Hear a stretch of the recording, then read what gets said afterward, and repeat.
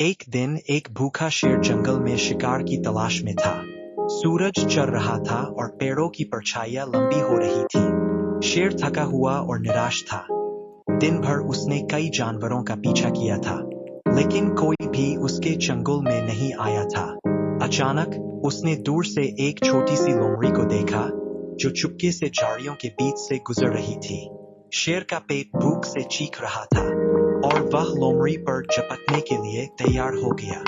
लेकिन लोमड़ी बहुत चालाक थी। उसने शेर को आते हुए देखा और तुरंत समझ गई कि उसका भागना बेकार होगा। इसलिए उसने एक चालाक योजना बनाई। जब शेर उसके पास पहुंचा तो लोमड़ी ने विनम्रता से कहा, महाराज, मैं आपकी बहुत इज्जत करती हूँ। मुझे एक बहुत बड़ा और मोटा शिकार पता है, जो पास ही में है।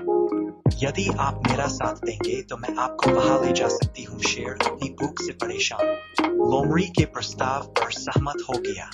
लोमड़ी उसे जंगल के एक सुनसान कोने में ले गई, जहां एक गहरा कुआं था।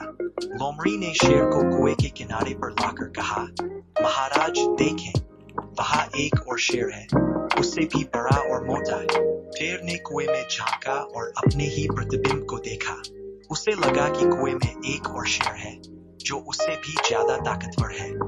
गुस्से और प्रतिस्पर्धा से जलकर शेर कुएं में कूद गया, ताकि उस दूसरे शेर से लड़ सके।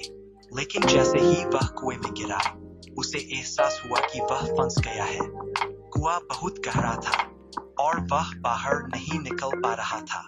लोमड़ी ने दूर से शेर की बेबसी देखी और खूब हंसी। वह जानती थी कि शेर उसकी चालाकी का शिकार हो गया है। लोमड़ी ने शेर को वहीं छोड़ दिया और खुशी खुशी अपने घर की ओर चल दी, जबकि भूखा और हताश शेर कुएं में फंसा रहा। इस तरह चालाकी और बुद्धि से लोमड़ी ने अपनी जान बचाई और भूखे शेर को एक सबक सिखाया।